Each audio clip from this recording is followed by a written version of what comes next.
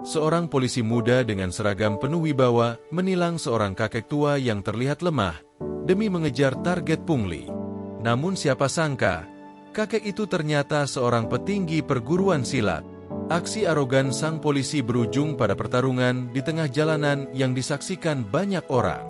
Mari kita mulai ceritanya. Semoga yang like dan subscribe selalu diberi rezeki dan mari bersholawat di kolom komentar.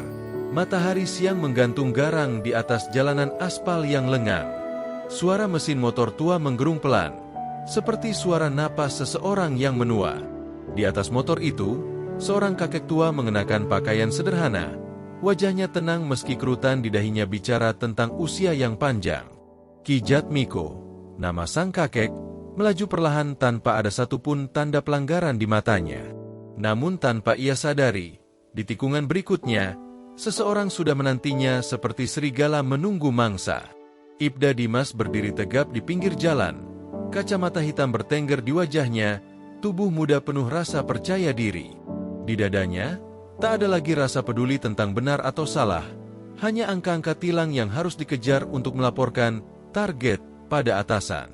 Begitu Ki Jatmiko melintas, Dimas melambaikan tangan, memberi isyarat agar berhenti. Tanpa curiga, sang kakek menarik tuas rem dan menepikan motor tuanya. Selamat siang, Pak. Maaf, tolong tunjukkan surat-surat kendaraan, ucap Dimas dengan nada datar, namun sorot matanya tajam penuh penilaian. Ki Jatmiko mengangguk, mengeluarkan STNK dan SIM yang masih berlaku. Semua lengkap, tak ada celah. Tapi Dimas, dengan senyum tipis, mulai menggeleng pelan. Ban motor Bapak terlalu gundul. Itu bisa saya tindak. Kita selesaikan saja di tempat biar cepat, ya? Bisiknya sinis. Ki Jatmiko memandang lekat sang polisi muda, tanpa amarah, tanpa takut. Maaf, nak, ban ini masih layak jalan. Aturan mana yang Bapak langgar? Tanyanya tenang, seperti angin semilir di tengah panas yang membakar. Namun ketenangan itu justru membakar harga diri Dimas. Ia tak suka ditanya balik, apalagi oleh kakek tua yang tampak lemah. Seolah tertampar, Dimas langsung mendorong setang motor sang kakek hingga terguling ke tanah. Beberapa orang mulai memperhatikan dari kejauhan. Ada yang berhenti, mengintip dari balik helm, ada pula yang mulai menyalakan kamera ponsel, mengabadikan apa yang tampak seperti ketidakadilan di siang bolong. Dimas tak peduli. Baginya, ini hanya soal siapa yang paling berkuasa di jalanan. Namun yang tak disangka, Ki Jatmiko berdiri tanpa mengeluh, mengangkat kembali motornya. Nak, kau boleh menilang jika aku bersalah, tapi jangan jadikan jabatanmu untuk menindas. Ucapnya pelan, namun ada dentingan tajam di tiap katanya. Kata-kata itu menampar Dimas lebih keras daripada pukulan manapun. Merasa gengsi tercabik, Dimas maju mendekat. Jaraknya tinggal sejengkal dari wajah sang kakek. Jangan sok nasihati, kek. Di jalan ini, saya yang berkuasa, bentaknya. Ia mengangkat tangan, siap mendorong atau bahkan memukul jika perlu. Tapi sebelum tangannya menyentuh, dalam sekejap, pergelangan tangannya terkunci oleh jemari kurus Ki Jatmiko, seperti jepitan besi dingin. Kerumunan makin rapat, bisik-bisik mulai terdengar. Wajah Dimas memerah, bukan karena terik matahari, tapi karena sebuah pertanda, siang itu bukan sekadar soal tilang biasa. Ada sesuatu pada kakek tua ini yang tidak bisa ia taklukkan semudah biasanya. Wajah Dimas mengeras. Ia mencoba menarik tangannya yang terjepit dalam genggaman Ki Jatmiko, namun semakin ia berontak, semakin kuat pula cengkeraman itu. Jemari kurus sang kakek seakan terbuat dari baja, dingin dan tak bergeming. Dimas menatap mata tua di depannya, dan untuk pertama kalinya siang itu, ia merasa ada yang salah. Ada sesuatu dalam sorot mata itu, bukan kemarahan, bukan ketakutan, melainkan ketenangan yang menusuk harga dirinya. Lepaskan, bentaknya geram, mencoba melepaskan diri dengan tarikan penuh tenaga. Namun Ki Jatmiko hanya menghela napas pelan. Lalu dalam satu gerakan ringan, ia memutar pergelangan Dimas hingga sang polisi limbung terhuyung mundur. Tubuh Dimas nyaris terjatuh jika tidak cepat-cepat ia menegakkan diri. Orang-orang yang menyaksikan mulai tersentak, Ada yang menahan tawa, ada pula yang semakin serius merekam kejadian langka ini. "Kau masih muda, nak," ujar Ki Jatmiko tenang. Suaranya tak meninggi meski situasi memanas. "Jangan gunakan kekuatan untuk menindas yang lemah. Kelak, kekuatan itu akan berbalik menusukmu." Namun bagi Dimas, nasihat itu bagai minyak disiram ke api yang menyala. Harga dirinya, di depan orang banyak, telah diinjak-injak. Ia melangkah maju, mencabut pentungan dari pinggangnya. Sudah cukup, kek. "Jangan kira karena kau tua, aku tak bisa melawan." Dimas mengayunkan pentungan lurus ke arah kepala Ki Jatmiko, cepat dan keras, penuh emosi. Tapi yang terjadi membuat semua tertegun. Dengan gerakan ringan, nyaris seperti angin berhembus, Ki Jatmiko memiringkan tubuhnya sedikit, menghindari pentungan itu tanpa kesulitan. Lalu dalam satu gerakan melingkar, kakinya menyapu kaki Dimas, membuat sang polisi terjatuh telak aspal.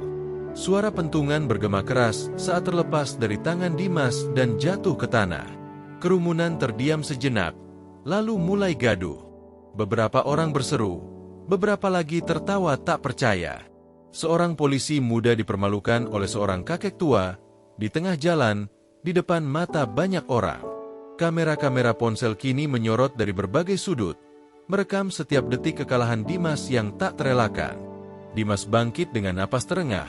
Wajahnya kini memerah bukan hanya karena panas, tapi juga karena malu dan amarah yang membuncah. Ia melirik sekitar, melihat semua mata tertuju padanya, menghakimi tanpa suara. Ia tak lagi berpikir jernih. Ia hendak melompat kembali menyerang, tapi langkahnya tertahan oleh sesuatu yang tak ia duga. Dari kejauhan, suara langkah kaki mendekat.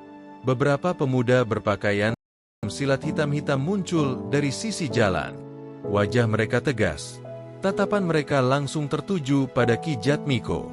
Mereka mendekat dengan tenang, lalu berdiri di samping sang kakek, menatap Dimas tanpa mengucap sepatah kata pun. "Guru," ucap salah satu dari mereka, memberi hormat dengan kedua tangan di depan dada. Yang lain mengikuti, menunduk hormat. Dimas menatap mereka, kaget sekaligus bingung. Siapa orang-orang ini? Apa hubungan mereka dengan kakek tua itu? Ki Jatmiko hanya mengangguk pelan pada murid-muridnya, lalu kembali menatap Dimas. "Nak, kau sudah cukup mempermalukan dirimu sendiri. Jangan teruskan. Kebenaran tidak bisa ditundukkan dengan jabatan atau kekerasan." Wajah Dimas semakin pucat. Ia mulai menyadari sesuatu yang membuat jantungnya berdegup tak karuan. Kakek yang tadi ia kira hanya orang tua biasa, ternyata seorang guru besar perguruan silat. Murid-muridnya kini berdiri mengelilingi, menatap tenang namun penuh kewaspadaan. Dimas bukan hanya kalah dalam kekuatan, tapi juga kalah dalam martabat. Orang-orang di sekitar mulai berbisik. Sebagian sudah mengenali siapa kakek tua itu. Nama Ki Jatmiko mulai beredar di kerumunan, dibisikkan dari mulut ke mulut. Sebuah nama yang dihormati di kalangan pesilat, namun asing di telinga orang seperti Dimas yang hanya mengenal kekuasaan di atas kertas. Di bawah sinar matahari yang semakin terik, Dimas berdiri kaku, peluh menetes di keningnya. Pentungan masih tergeletak di tanah, tak berdaya seperti dirinya. Di hadapan seorang kakek tua dan murid-muridnya, ia harus memilih, mundur dengan sisa harga diri, atau terus maju dan menanggung malu yang lebih dalam. Langkah-langkah para murid perguruan silat Ki Jatmiko terdengar mantap di atas aspal panas. Mereka berdiri berjejer, menatap Ibda Dimas tanpa sepatah kata, tak ada ancaman, tak ada makian. Hanya tatapan tajam dan sikap hormat kepada sang guru. Dimas menelan ludah, peluh makin membanjir di pelipisnya. Pandangan mata orang-orang yang menonton berubah, bukan lagi sekadar rasa penasaran, tapi kagum dan hormat pada sosok Ki Jatmiko. Dimas mengedarkan pandangan, mencoba mencari celah untuk mengembalikan kendali. Tapi yang dilihatnya hanya barisan pemuda tangguh dan kamera-kamera ponsel yang terus menyorotnya. Ia merasakan dadanya sesak, seperti terjepit oleh suasana yang tak lagi berpihak. Motor tua Ki Jatmiko berdiri tegak di samping, seperti saksi bisu keangkuhannya yang runtuh. Salah seorang murid Ki Jatmiko melangkah maju, tinggi besar dengan tatapan tajam namun sopan. Pak, mungkin sebaiknya Bapak hentikan ini. Guru kami tak pernah melanggar aturan, apalagi mengganggu orang lain, ucapnya lirih tapi jelas terdengar. Suaranya mengandung ketegasan tanpa mengintimidasi, justru membuat Dimas makin panas dingin. Dimas mengepalkan tangan, mencoba menegakkan dada. Jangan ikut campur. Ini urusan saya dengan orang tua itu, sergahnya, meski suaranya terdengar getir. Ia melirik sekitar, berharap ada rekan polisi yang muncul, tapi jalanan tetap lengang dari patroli lain. Justru kerumunan warga makin menebal. Sorot mata mereka tajam, seakan menuntutnya untuk berhenti. Ki Jatmiko melangkah ke depan, wajahnya tetap teduh. Nak, jangan biarkan kesombonganmu membutakan hatimu. Jabatan hanyalah titipan. Hari ini kau di atas, besok belum tentu. Suaranya lirih, namun bagai gemuruh di dada Dimas yang semakin tak karuan. Dimas hampir kehilangan akal sehat. Ia melangkah mundur, tetapi egonya menolak untuk menyerah begitu saja. Ia berpikir keras, bagaimana caranya membalik keadaan tanpa semakin mempermalukan diri.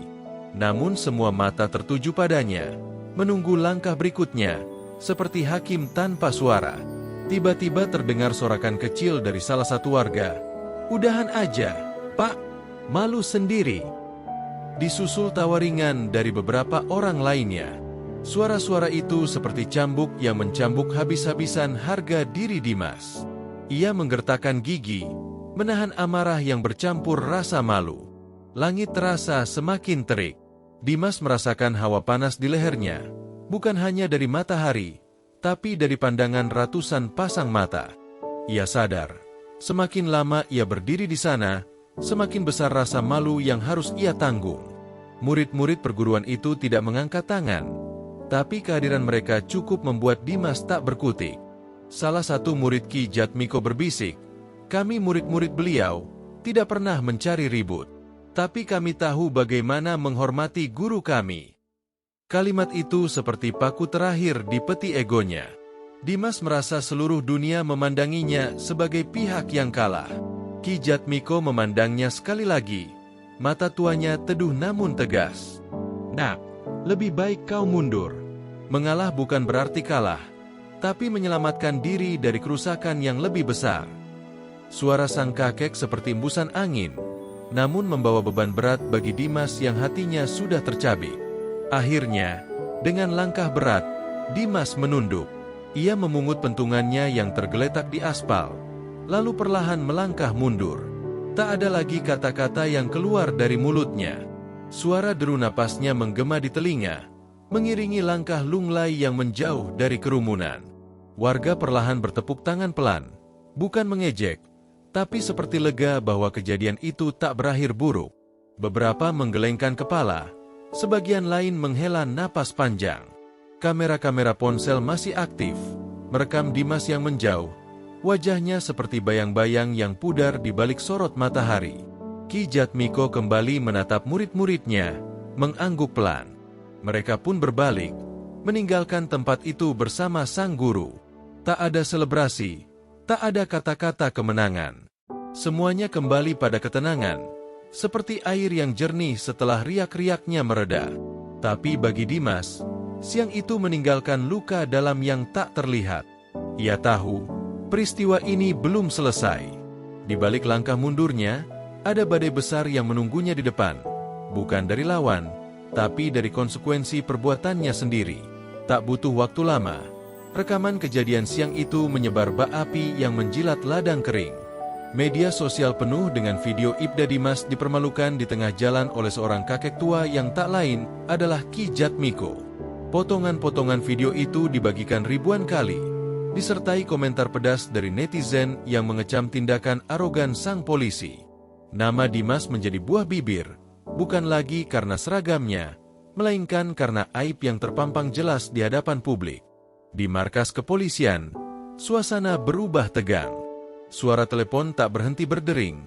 Atasan Dimas menerima laporan dari berbagai pihak, termasuk dari tokoh masyarakat yang merasa geram.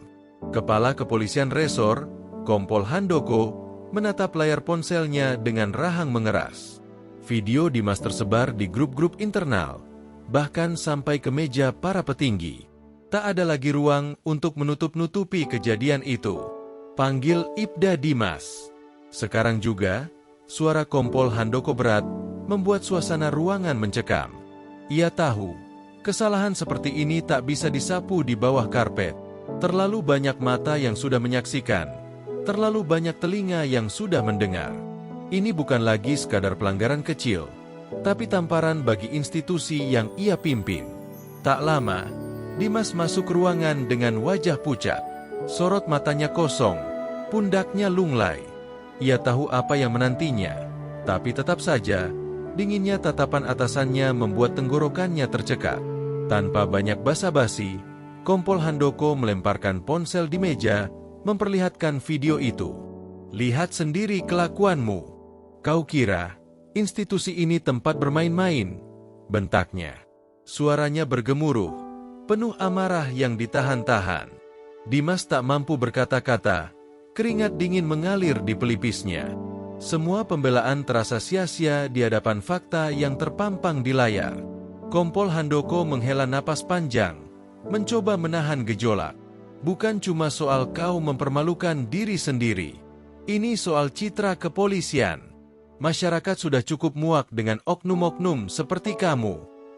Suaranya mulai menurun, tapi dingin menusuk.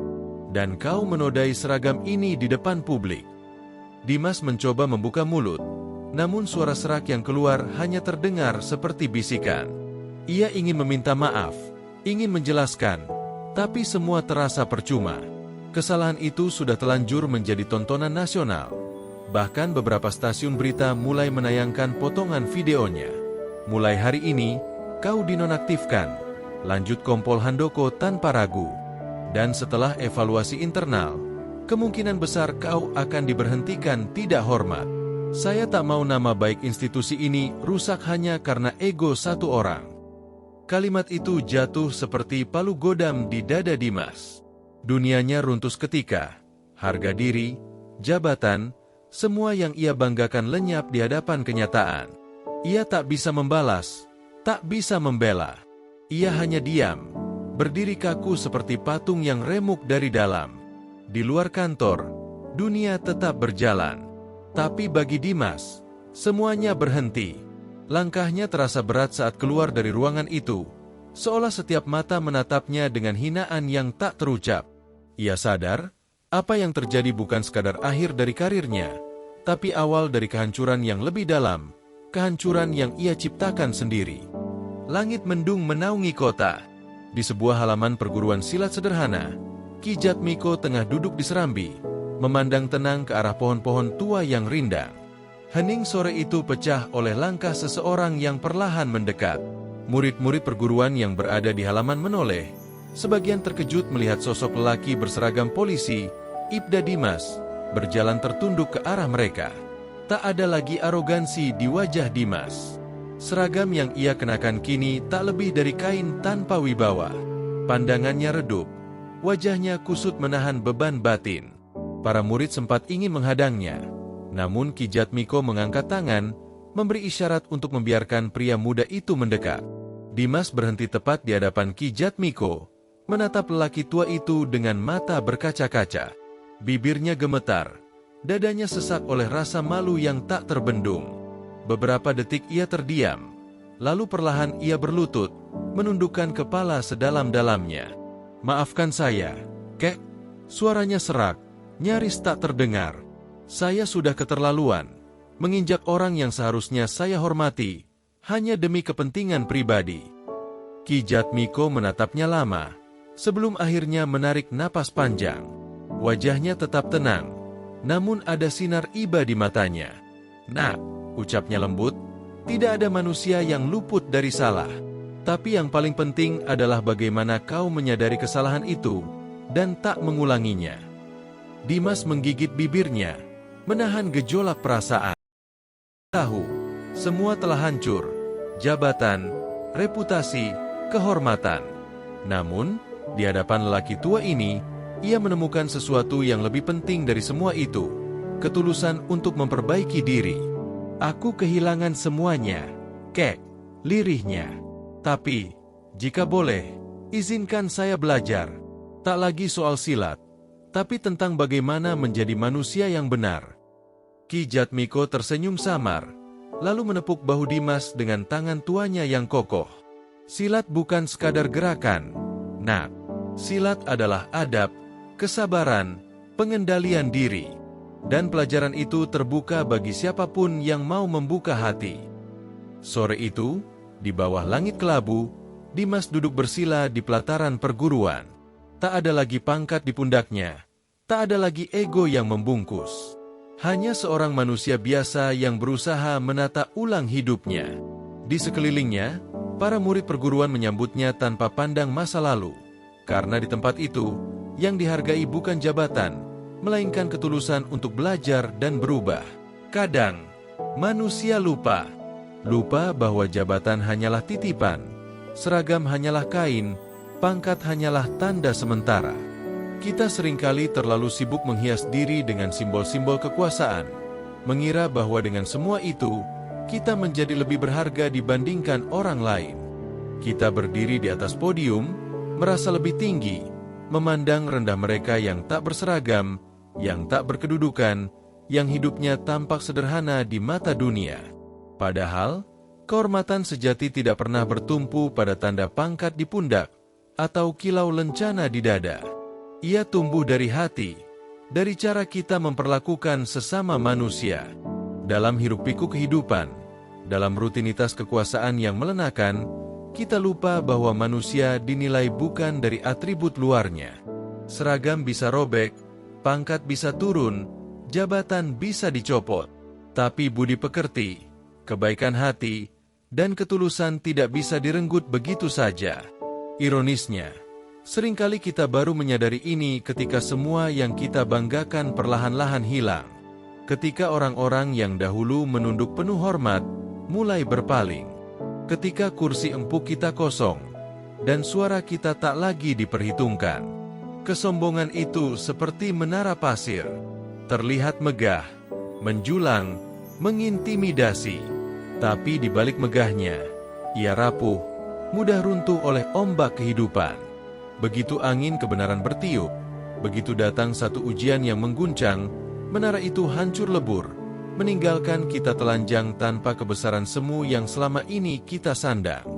Semua manusia akan sampai pada titik di mana ia harus memilih. Apakah tetap mempertahankan ego dan kesombongan, atau berani menundukkan kepala dan belajar menjadi rendah hati? Kisah ini bukan sekadar tentang kejatuhan seorang manusia. Lebih dari itu, ia adalah pengingat bahwa setiap tindakan, sekecil apapun, menyimpan konsekuensi. Setiap perlakuan kasar, setiap penghinaan kepada yang lemah, setiap sikap meremehkan, semuanya seperti batu-batu kecil yang kita lemparkan ke air tenang. Gelombangnya akan meluas, kembali kepada kita entah dalam bentuk apa. Mungkin dalam bentuk kehinaan, mungkin dalam bentuk kesepian, mungkin dalam bentuk kehilangan kepercayaan orang-orang yang dulu memandang kita dengan hormat. Namun kisah ini juga bukan tentang penyesalan semata. Ia bicara tentang pilihan. Karena hidup selalu memberi ruang bagi siapapun yang ingin berubah. Tidak ada manusia yang terlahir sempurna. Tidak ada pula manusia yang terlalu terlambat untuk belajar. Mereka yang mau mengakui kesalahannya, yang mau menanggalkan ego, yang berani menghadapi kenyataan bahwa dirinya pernah salah, adalah mereka yang akan tumbuh menjadi manusia sejati. Tidak mudah memang, tapi di sanalah makna kehormatan sesungguhnya. Kekalahan bukan akhir dari segalanya. Ia adalah jeda yang Tuhan ciptakan agar kita punya waktu merenung. Di titik terendah, saat kita kehilangan semua atribut yang selama ini kita banggakan, kita justru dihadapkan pada diri kita yang paling jujur. Tidak ada lagi topeng, tidak ada lagi sandiwara. Hanya kita, kesalahan-kesalahan kita, dan kesempatan untuk memperbaiki semuanya. Di sana, kita belajar bahwa kehormatan bukan soal siapa yang berkuasa, melainkan siapa yang mampu memperbaiki diri meski telah terjatuh berkali-kali. Dan ingatlah baik-baik, Jangan pernah meremehkan siapapun hanya dari tampak luarnya. Dunia ini penuh dengan kejutan. Banyak orang yang kita pandang sebelah mata ternyata menyimpan kebijaksanaan yang jauh lebih dalam dari yang kita duga. Mereka yang hidup sederhana, yang tak banyak bicara, yang tak mengenakan pakaian mewah, kadang merekalah yang membawa pelajaran hidup paling berharga. Mereka telah ditempa oleh penderitaan, kesabaran, dan keteguhan hati yang tak bisa kita ukur dengan harta atau jabatan. Di balik wajah-wajah yang tampak biasa, bisa jadi tersimpan ketabahan yang luar biasa. Di balik langkah-langkah pelan seorang tua, bisa jadi ada pengalaman hidup yang penuh hikmah. Di balik senyum seorang anak kecil, bisa jadi ada ketulusan yang selama ini hilang dalam diri kita yang terlalu sibuk mengejar dunia. Maka jangan pernah menilai seseorang dari luar saja, sebab seringkali mereka yang kita anggap kecil justru mengajarkan kita arti menjadi manusia. Hidup ini singkat, terlalu singkat untuk dihabiskan dalam kesombongan, terlalu singkat untuk terus memandang rendah orang lain. Pada akhirnya, tak ada satupun seragam, pangkat, jabatan, atau kekayaan yang kita bawa saat ajal menjemput. Semua akan ditinggalkan. Yang tersisa hanyalah nama baik, amal baik, dan bagaimana kita dikenang oleh mereka yang pernah kita temui. Apakah kita dikenang sebagai orang yang bijak, yang rendah hati, ataukah sebagai mereka yang keangkuhannya hanya meninggalkan luka? Mari belajar menundukkan kepala sebelum dunia memaksa kita berlutut. Mari belajar merendahkan hati sebelum hidup sendiri mengajarkan kita lewat kehilangan. Setiap dari kita masih punya waktu untuk memperbaiki, untuk menghapus kesombongan, dan untuk mulai memperlakukan sesama dengan hormat dan kasih. Jika kisah ini mengetuk hati kalian, jangan ragu untuk membagikan pendapat di kolom komentar. Mungkin kalian juga pernah mengalami titik di mana kalian tersadar bahwa apa yang kita banggakan selama ini ternyata semu. Ceritakan pengalaman kalian, karena siapa tahu kisah kalian bisa menjadi cermin bagi yang lain. Jangan lupa juga untuk menyukai cerita ini, dan tekan tombol subscribe agar kalian tak melewatkan kisah-kisah penuh makna lainnya. Karena sejatinya, kita semua adalah peziarah di dunia ini, belajar dari satu pengalaman ke pengalaman lainnya, tumbuh dari satu kesalahan ke kesalahan berikutnya, hingga akhirnya menemukan makna sejati dari kehormatan dan kemanusiaan.